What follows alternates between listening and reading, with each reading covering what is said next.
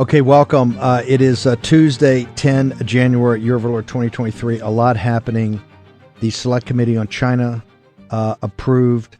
65 Democrats voted against it. The subcommittee on the weaponization of government approved. Democrats' heads, Jamie Raskin, saying that this thing's got too much immense investigatory power. It's based on the Frank Church committee from the 70s. I've asked Sam Faddis to join us also. Right now, not trending on Twitter is the biggest story in the world. Everybody's talking about it. It's being tweeted everywhere. But Elon Musk and those guys are definitely suppressing the Biden classified document story. We got Faddis here from the CIA to go through all of it. I want to finish with Todd Bensman. Todd, and by the way, we've got a special guest that's going to follow Bensman in between Bensman and Faddis. You're not going to believe it. But he's going to take a slight victory lap, although he's the hardest working guy in this business, even works harder than I do. When I say guy, I think it's a tie between people. Grace Chung and the Queen of the Trolls, and this gentleman. We're gonna, him, so it's not an introduction, but he'll be revealed. I'll say that here in a few minutes. Bensman, there's so much going on at the board. Finally, we're going to start taking, and people are going to see. Just like, remember, the point of last week was to see who was controlled opposition and who's not, particularly on the media side. Who was all in this fight? Who were just saying just anoint McCarthy. None of this would have come about if he had just done that. Also to see who. That's why guys like Biggs, Eli Crane, Rosendahl, right? Rosendale. These people that you would never. Bob Good. People you never know. Matt Gaetz. Look how Matt Gaetz rose to the moment, right? Hey, look how Boebert rose to the moment. You would have never gotten these changes. But that's what's happened here on the invasion of the southern border. First off, I want to go to something we did. I'm very concerned because I saw this in the White House when working on NAFTA. There is a group of people that are very focused. These people are globalists. They don't believe in the nation state, and they're maniacally focused on basically removing the sovereignty of Canada, the United States, and Mexico and forming some sort of economic unit like the EU, because the EU, the thing of the EU, and the reason I fought so hard, and along with the populist movement in Europe, they're all about taking away the nation-state status of Italy and Germany and France and UK. This is why we did Brexit. This is why we worked so long on Brexit, so the British could get their sovereignty back. I'm very spooked when I'm sitting down there and I see these guys, the three amigos, which I think is cute. It's not funny at all.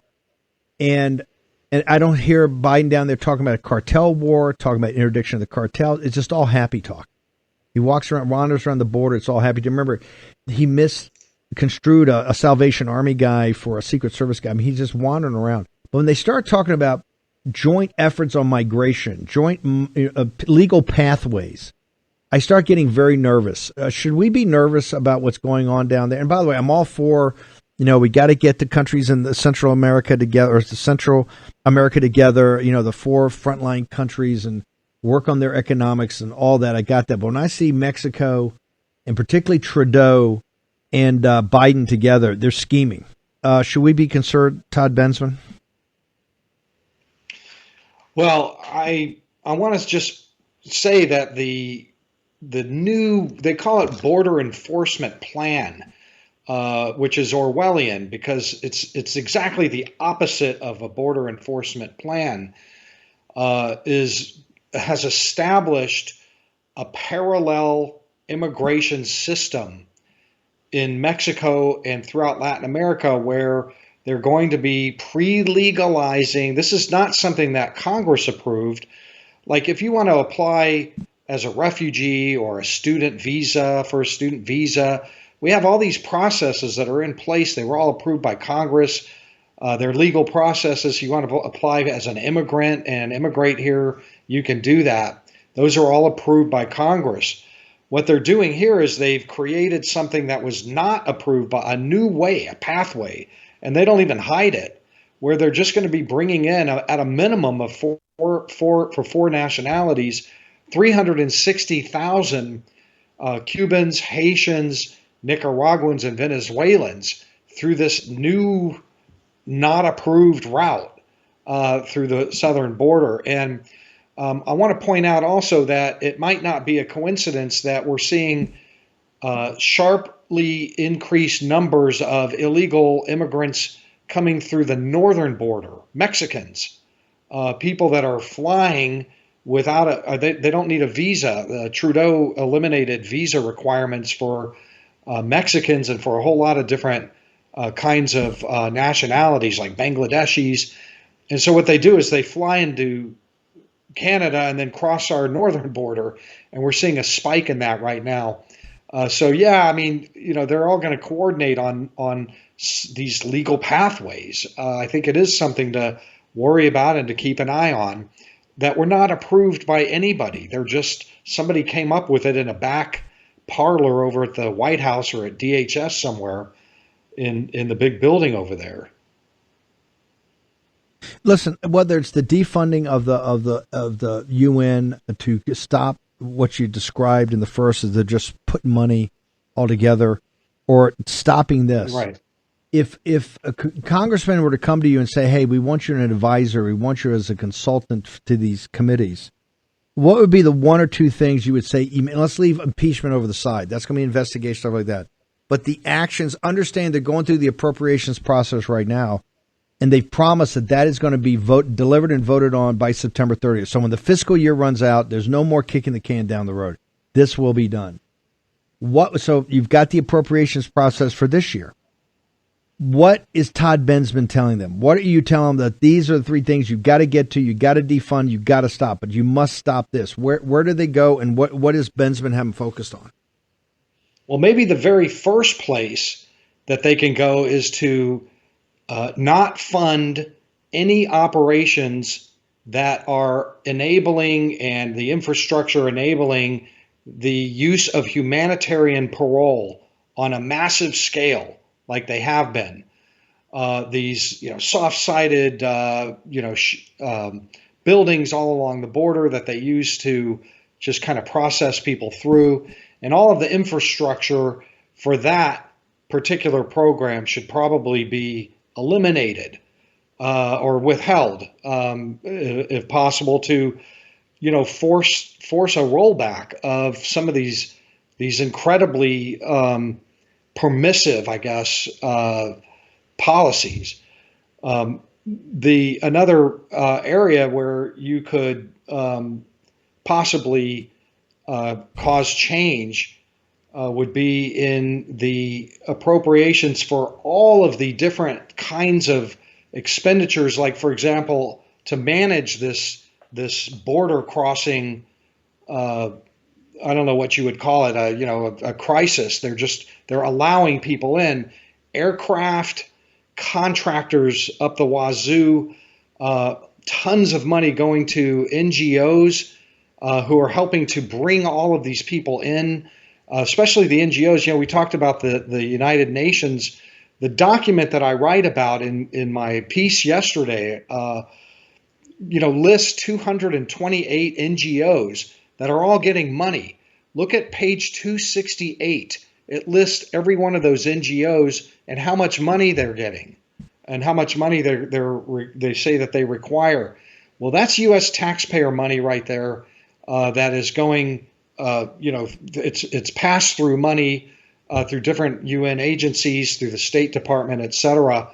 Shut that down. If you don't like NGOs assisting this whole infrastructure of bringing people in and then putting them on buses, this conveyor belt, that has to be defunded. And the bill that they just passed has billions and billions of dollars for that activity, for that very activity.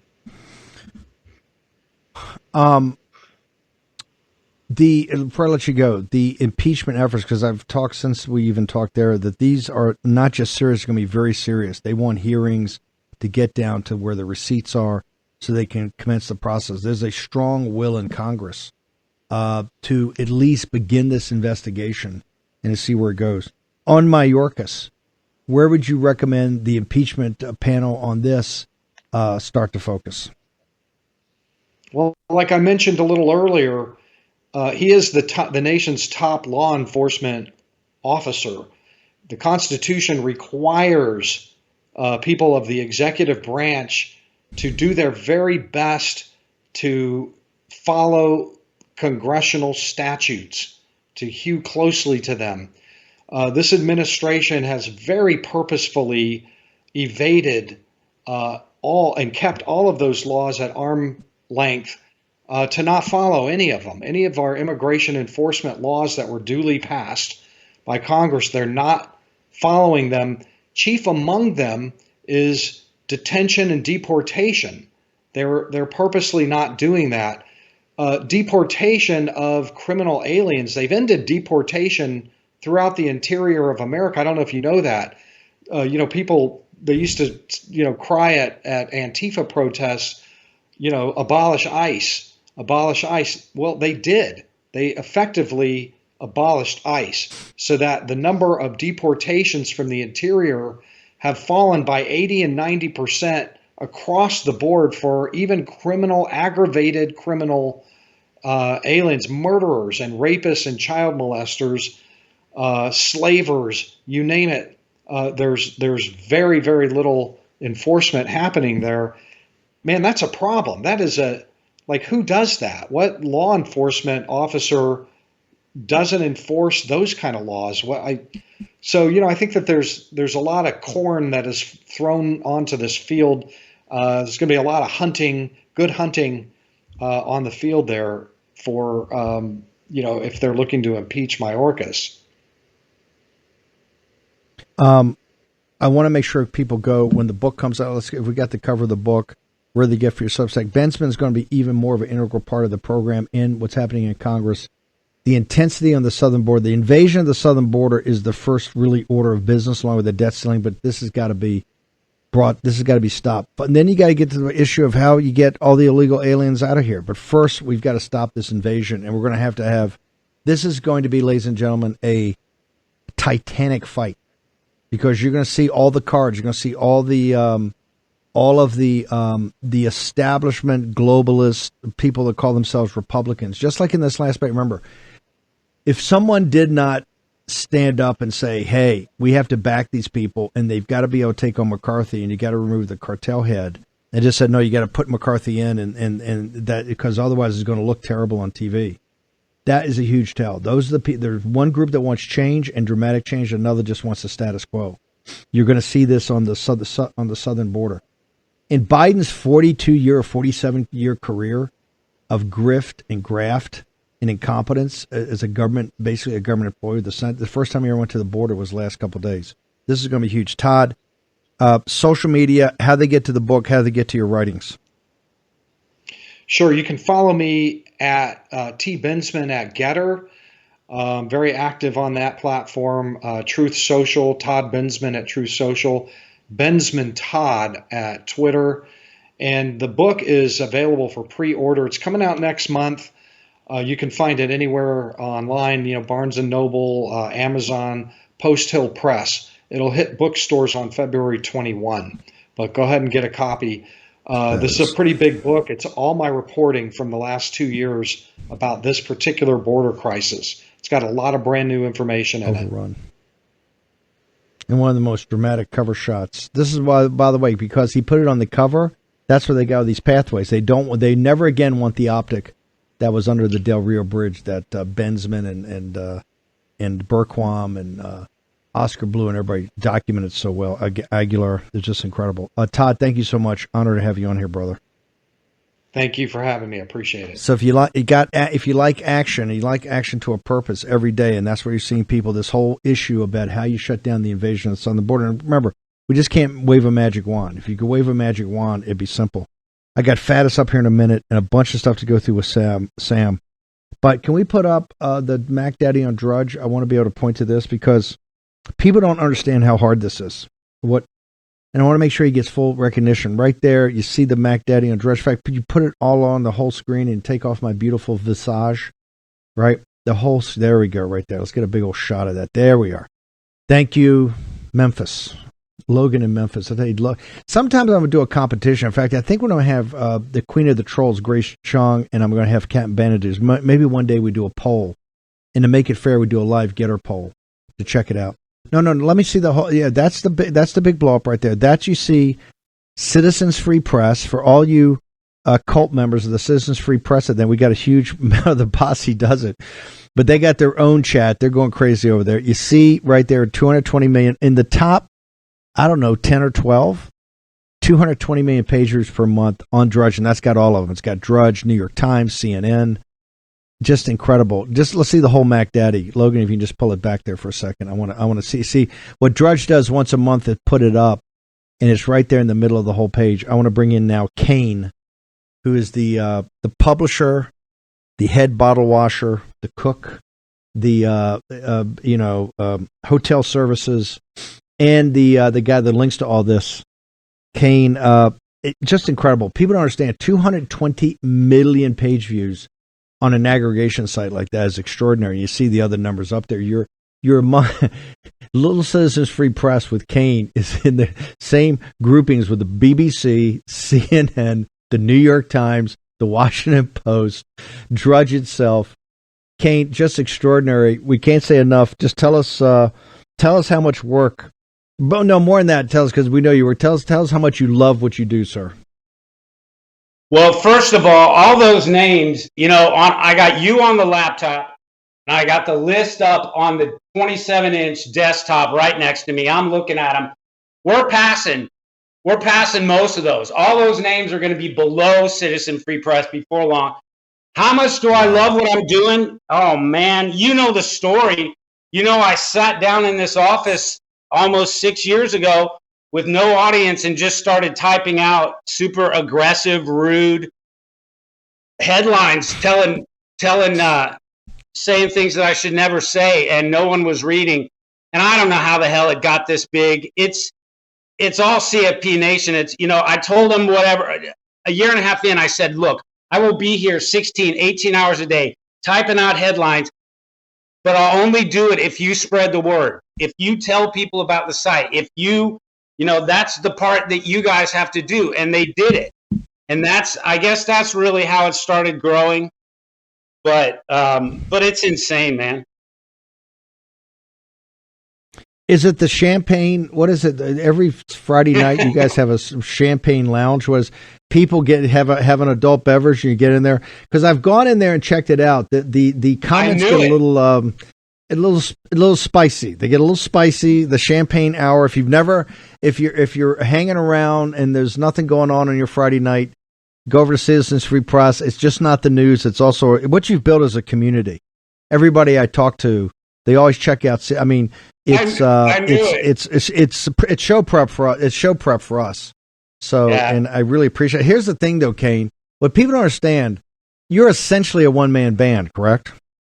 Yeah, I run the site all alone. I've got two helpers, right? I got one guy who kind of runs the Getter page and the Truth Social page and a YouTube page. And then I've got Spencer Neal, who used to work for the Washington Examiner, and he runs our awesome Twitter page. He took it over. We weren't doing jack with it, as you know. I really hate social media. There's no Facebook page. I knew I'd be canceled. I write such ridiculous things about people. I knew I'd be canceled, so I never even wanted to build a social media page. But Spencer took it over at the end of July with 27,000 followers, and it's got 100,000 now. So he's tripled it, and he's really good. What both those guys do a little bit is throw some stuff in drafts, And so Spencer will throw things, he finds videos, so they're awesome. But no, I'm the one cranking out these ridiculous headlines and suffering through it all and waking up first thing in the morning and being in this chair 60 seconds after I wake up and moderating, 200 comments overnight because I'm trying to stop the spammers, because you don't have to register. So people who don't know, you do not have to register to comment on CFP. You can show up and comment. It's a real nation. And I want to say quickly, I knew you were coming to the Champagne Room, Bannon. Me and Hissy, who runs the Champagne Room, we've been surreptitiously keeping an eye out for usernames that could be Bannon. I know. It could be Bannon. But to tell people, I'm just doing I'm doing my due diligence. I want to know how the site. Listen, put the thing up. Put the thing up again. Put it up. Yeah, there we go, right there. Here's the reason, folks. If you look at the rest of the list, you're talking about the biggest news platforms on earth. BBC, tens of thousands of employees. New York Times, CNN, Washington. These are people that have, and not just people, They have the best. Now, yeah, I know you hate the content. My point is they've gone to the best schools. They've already worked in the profession, in the Darwinian environment of media. They've risen to the top. They're hiring the best, and they're paying top dollar. These are massive, massive apparatuses. The way they go, and then in the middle of it, you've got Kane. You've got Kane and Citizens Free Press. And it's beautiful that you recognize the just the gorgeous irony of it all. Yeah, they all have huge payrolls, man. Tens of millions of dollars a month. But you know what, Steve? I think I've told you this. I knew that CFP could beat them. It's the Drudge model, right? What do all these websites offer? They offer the same stories essentially that everyone else writes. So you've got 5, 10, 15 different websites all writing the same stuff. Their homepages look the same.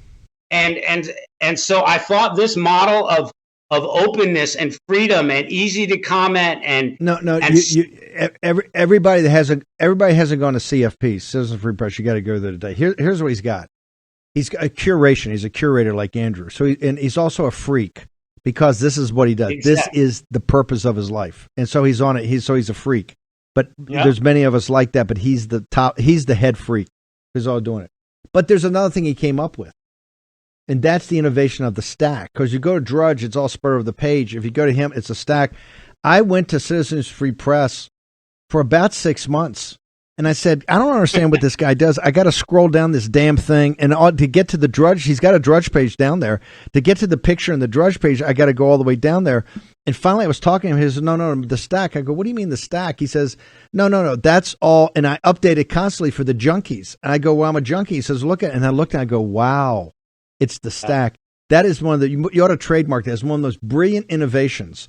Because for the hardcore junkies, you can just go back to Citizens Free Press.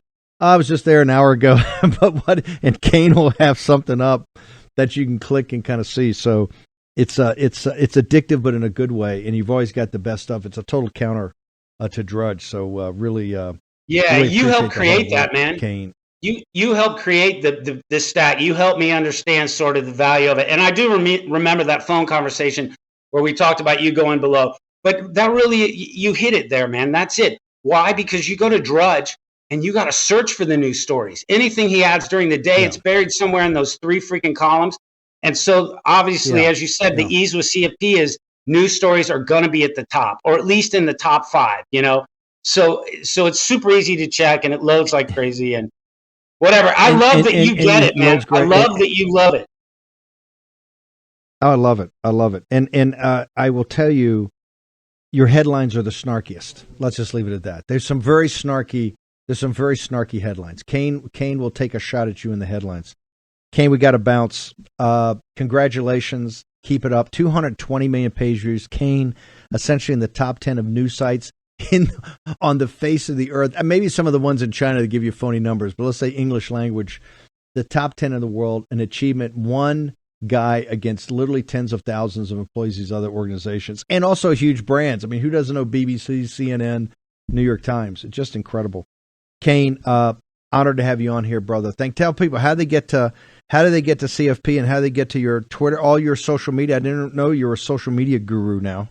Yeah, all right, whatever. I'll do that quick. It's just Citizen Free Press on any platform. Just search it out. You'll find it. But you know what? I got to tell you this.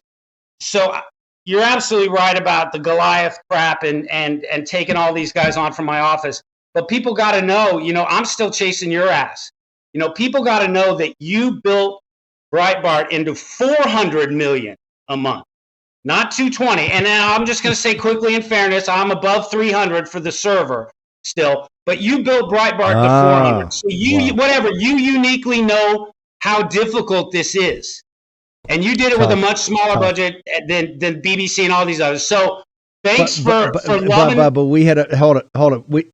We had a big team, and I had the greatest team. I had Boyle. I had all those guys. I had the best team ever. That was a grind for us.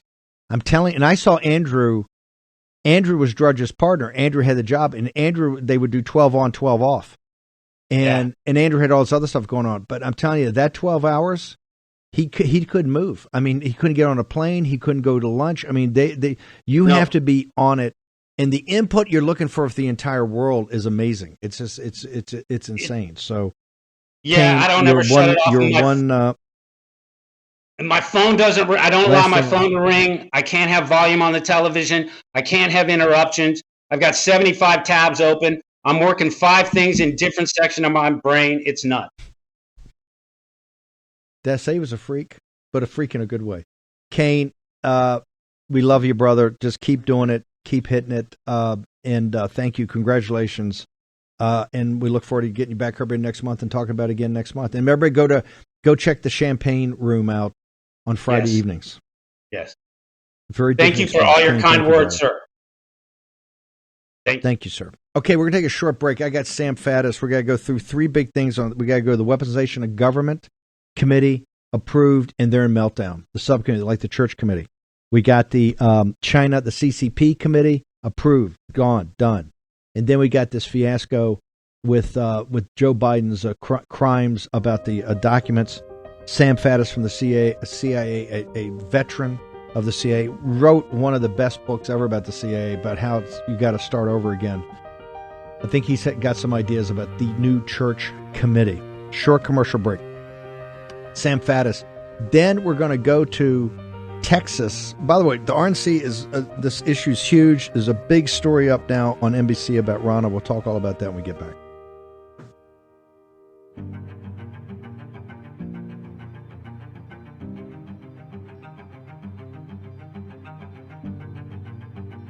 War Room Battleground with Stephen K. Bannon. Okay, welcome back. We got a lot to get through in this half hour. I want to go to Michael Seifert first. Michael, I've been a big proponent of don't give your money to people that hate you. We got to build an alternative economy here, and I see a lot of entrepreneurs out there doing it. Public SQ is kind of the thing that can bind it all together. Walk us through, well, you're the founder, CEO. Walk us through what you're trying to accomplish, how you've made it work today, and where people go. Well, thanks for having me on. It's an honor to be here. And our goal is simply to create the America First economy that we've all been waiting for, so that consumers know if you're a patriot, that the businesses you're spending your money with share your values and want the same future for our country that you want. And so this is a rejection of the woke corporatism that has robbed our economy over the past few years, and it's an embrace of a parallel economy that actually embraces the values that have made this country so special. Can I go to Sam Faddis? Can we get Michael? Hey, Sam, let's go to Sam. Let's reboot Michael right now because we just lost the audio. Sam, I want to go to I got to talk to you about 3 things. Number one, these 2 committees that started, the Weaponization of Government Committee, and then the CCP of the China Committee. Weaponization of Government is basically to look at the Church Committee. Go back to the book you wrote about the fall of the CIA and what you think needed to be done to rejuvenize it. Take me through the Church Committee. Why is this weaponization of government that's going to look at FBI, CIA, DHS, and particularly DOJ? Why is it so important? Well, I mean, the Church Committee, as you well know, back in the 70s was based on the idea that CIA had kind of lost its way and was involving itself in things like domestic politics and controlling information flowing to America. And CIA's charter is obviously to work overseas, and it shouldn't be within 10 miles of domestic politics. Obviously, where we are now is we have completely lost our way in the whole intelligence community, and I guess in the Department of Justice as well. We've weaponized all these agencies against the American people when their entire charter is to protect the Constitution and the people of the United States. So we got to dig into this. But you know, what's the real cutting edge of this? The cutting edge is accountability, right? We have endless inquiries in Washington, D.C. Are we going to do something which is going to be not just individuals, but has got to be massive structural reform? Again, you know, when I was in CIA, the mantra was, we don't want, not only don't we get involved in domestic politics, we don't want to be anywhere near it. It's a lightning rod. It's not our job. We got our hands full overseas. We got to get back to that, and it's going to take serious reform. This committee, now, all this already, they're trying to dump it down to the SCIF and make it all classified. What would be your recommendation to Jordan? And this is the reason I want everybody to understand the reason we didn't have a bid away for Speaker, because Andy admits he wasn't going to get it, right? He started the process, but Jordan didn't want it. And Jordan told people, I want to do judiciary in addition the church committee is going to be under me at Judiciary as a subcommittee. That's what we have now. Why is it? Why should they avoid just going in? Because first they're going to fight for documents. Then the guys are going to come back and say it's all highly classified. It's got to be in the SCIF. What would be your recommendation to Jordan and the people on his staff of how to avoid that and at least allow some of this to be viewed by the American people? Sam Faddis. Yeah, look, I don't. You and I have talked in the past about what happens when you send directors over to CIA. They get played by the establishment. They get sucked in. The next thing you know, they're affecting no change. If you allow the IC to take this completely into the back room and put the cloak over it, then it's a waste of time. You will never get to ground zero, and the American people will never understand what's going on. It is not true that we can't meaningfully look into this and still protect sources and methods. That's a lie. It's a straw man. We can absolutely take the sources and methods and protect those and still give the American people the big picture of what has happened here. It is critical. These agencies work for the American people. They must be accountable to them. Do you believe in this committee is where we ought to get into the J6, exactly the intel, what was known? Do you recommend that this is where Jordan dumps it into this committee and let's just figure out this Fedsurrection, everything about it? I know you've got a lot of strong observations about this. Is this where it should go in this committee, J6, or should that be separate? I don't think it should go to the J6 committee, but the bottom line here is this has got to be meaningful, man. It can't turn into just another pro forma thing. Let's have some hearings, issue a friggin' report 2 years from now that somebody files. What has happened here when you have people like Bannon, the CIA director, directly involved in trying to prevent Donald Trump from becoming president and then trying to destabilize and topple an American president, which is what happened here. That's the real coup attempt, right? Good Lord, could there be anything more fundamental to the stability of the republic than getting control of this? We're talking about folks becoming a Praetorian guard that decide who gets to sit on the throne. I mean, down this road, we lose the republic. So it's got to be hard-hitting and real and substantive, not just a show. I'm going to come back and get to the China on a different day because I'm going to run out of time here because I got to ask you about Biden, what you've seen of the 10 files of compartmented top secret information. Twitter, everybody's trying to suppress it. It should be the number one story in the world trending. About Garland, give us your thoughts. This is your stock and trade was dealing with highly classified information. How serious is this, Sam Faddis? It's really serious. There are probably any number of felonies here. We send people to prison for this. This is sensitive compartmented information called SCI. That is, if you will, sort of a compartment within top secret, the level of top secret classification. So these are top secret documents that are then further compartmented.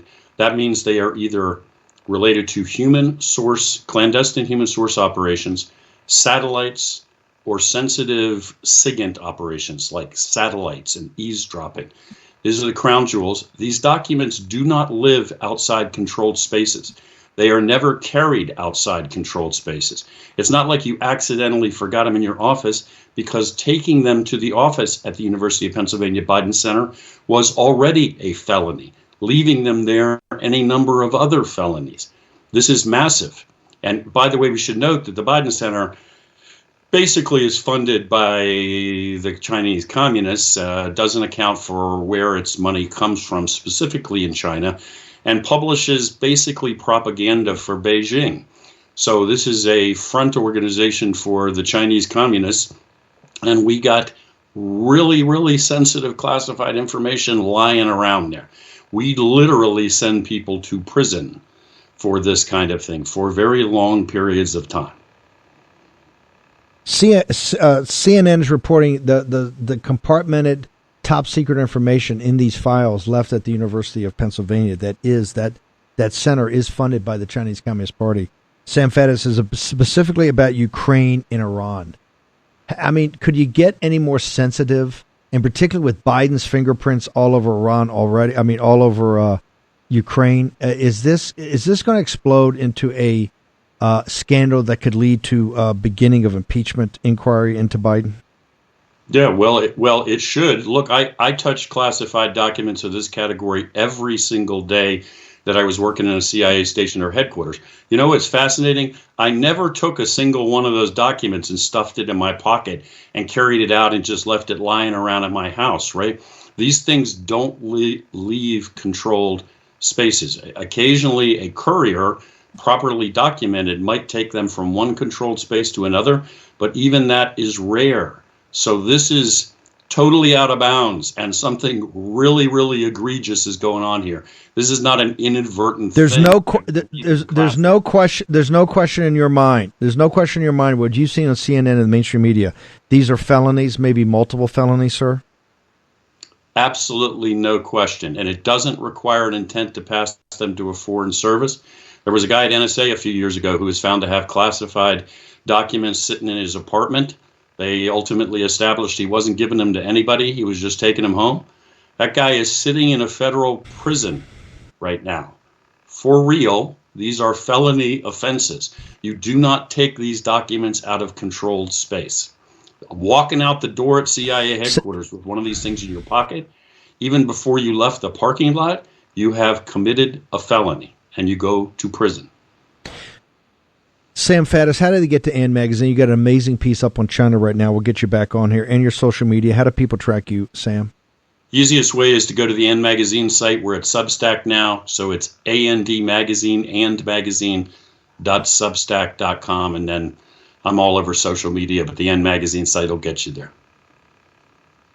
It's absolutely, you're incredible too on the magazine's incredible. Sam, thank you very much. Look forward to having you back on to talk about that piece on China. Do we have Michael? Hopefully, I think we got Michael. So, Michael, the theory of the case is, it's simple. Don't give money to people that hate you. You're a technology guy. You've set this platform up to connect entrepreneurs and the War Room audience and conservatives to people, to entrepreneurs, product services of people that don't hate them. Walk our audience through how it works. How do they get on it? It's totally free. I want to make sure people are engaged in this because we have to start building an alternative economy, sir. Well, thank you, Steve. We couldn't agree more. And that alternative economy is exactly what drives us every day. We believe in a better future where corruption is no longer riddled all the way through our economic system because you have these woke corporatists that are more tied to political ideology than they are providing a good service and therefore tainting the American economy. Instead, we dream of an economy that props up American small businesses that believe in an America first ideology and want our country to thrive because it embraces the values that made it so special in the first place. So we have created the nation's largest marketplace of those types of businesses. We're tens of thousands of businesses, hundreds of thousands of regular consumers that are all driven to embrace similar values and actually shop in alignment with those values. It's free to join. You can head to publicsq.com. You can add yourself as a consumer or as a business. And I can tell you, Steve, as we head into 2023, this thing's going to be bigger than we ever could have imagined. And with the help of great patriots like you, the parallel economy is not just becoming a reality, it's becoming far more exceeding than I think anybody thought the scope could be. So we have exciting things ahead. Why do you think it's going to be bigger? Because you're a guy that dreams big and you actually execute on it. And this is the first time I've heard you say that because you're an under-promise and over-perform guy. Why do you say it's going to be bigger than anybody believes? I've been blown away up until this point by how strong the reaction is when we put this platform in front of people. I did not realize. I obviously am a believer. It's a personal conviction of mine that we've needed this parallel economy. But to hear how many millions of Americans see that same desire and feel it so personally and will actually sacrifice convenience to be able to move their purchases over to brands and companies and businesses that embrace their values, I've been blown away by that. It actually has exceeded my expectations. And so what I'm realizing is that the total available market for this is massive. 100 million Americans plus would love the opportunity to shop with American First businesses if presented with that opportunity. And so I think what we have the responsibility to do is execute in such a way to where that's possible, to where we can actually be the one-stop shop for 100 million Americans that desire to spend money in alignment with their values. And with your help, I think it's possible. Okay, tell for the entrepreneurs out there, I want to do the entrepreneurs first. Where do they go and how do they get signed up? Well, head to publicsq.com. You'll see a button that says add your business for free, and you can begin your journey there. It takes just about 3 minutes to create a profile. And if you're a consumer, you can head to publicsq.com and you click join, and you can do that on the web or you can do that on the app. So if you'd prefer to use it in the App Store or Google Play, that's a great place to do it. You can receive deals, discounts, promotions to spend money with businesses that will actually give you incentive to prioritize your values in the marketplace experience so that you can put purpose behind your purchases. And I can tell you, Steve, that the businesses and consumers alike receive a win because the businesses, we're seeing their profits double and triple at many of these different businesses. It's amazing to hear the stories. Yeah. And then on the consumer side, they have the liberation of knowing that their money is going to people that believe what they believe. I have not had one person that go to this site, either entrepreneur or consumer, that is not thrilled by it. This is the way you put it in their face. Stop giving your money to people that hate you and don't share your values. And when guys like Seifert and these people go out on the limb and work like crazy and offer it, just check it out. It's totally free. It's just going to take your time. And I guarantee you, once you go, you're going to stick around. That's what we tell people whether it's Birch Gold or My Patriot Side, just go get the information, deal with these people. It's totally professional. Seifert, what you've built is pretty extraordinary. So just keep hammering it. Because this is going to be, we got to build an alternative platform. No longer can you be canceled by these guys. Michael Seifert, founder, CEO, thank you very much. Public SQ, Captain Bannon and Grace, let's get it up in all of our chat rooms. Everybody see this. Once you go, you're gonna stick there. You're gonna make this one of your places where you do your commerce. And remember, you're assisting those entrepreneurs that are also America First. So thank you very much, Michael. Okay, Russ Vogt, he was the architect of what happened last week, the architectonics of it. He's also the architect of the balanced budget. We've had him on the Center for Renewing America. Fantastic. But they got their hands on a lot of things, and they're working very hard. There's something going on in the state of Texas. We love Texas. Texas, look, is one of the foundational elements of America First. Asked his partner, Wade Miller, to come on here and explain this to us. To explain the audience what's going on, because it's kind of hard to comprehend, particularly given how many patriots and hardcore America First. I mean, when I think of America First and MAGA, I think Texas, Arizona, Florida, Tennessee, Ohio. You got other states too, my Virginia, North Carolina, and others. But you got those leading MAGA states. So what's happening down there in the state legislature, sir? Yeah, well, thanks for having me on. So, we just got through, and I know Russ talked with you about the D.C. uniparty cartel. Well, there's the same dynamic in Texas. There's a kind of a uniparty cartel, and they work together to kind of quash conservative agenda items. And for people who aren't aware, Texas Republicans have been in uniparty control of the state for about 21 years now, but yet they haven't racked up a lot of wins. And so while they talk a big game down there about how awesome they are, the Republican establishment has been working with Democrats over time to really mitigate any actual policy changes. Now, last session, they had some fairly big victories. They got the fetal heartbeat bill, constitutional carry, but that was mostly because they realized that they had to give conservatives something so they'd stop complaining. But even like things like the critical race theory ban that they got done down in Texas, there's no real actual CRT ban there. They passed a bill, but every public school there has CRT still. And a lot of the reason why conservative priorities don't make it through, like nothing meaningful on the grid down there, and they're having energy problems, nothing meaningful on property taxes. They haven't really gone after ESG significantly. The border's still not secure. It's because Dade Phelan, the speaker who they just elected today, will appoint Democrats to run committees. And what happens is the bills that they don't like, they'll get funneled into these committees, and Democrats will kill it. And then everyone acts like they have no idea what's going on. Hang on, Wade. You're blowing people's heads up. You're telling me in a Republican-controlled House with Republican-controlled committees, they select Democrats to chair the committees? Correct. And this has been 3 speakers now: Joe Strauss, Dennis Bannon and now Dade Phelan. These are Republican elected speakers of a Republican-controlled House, large majorities.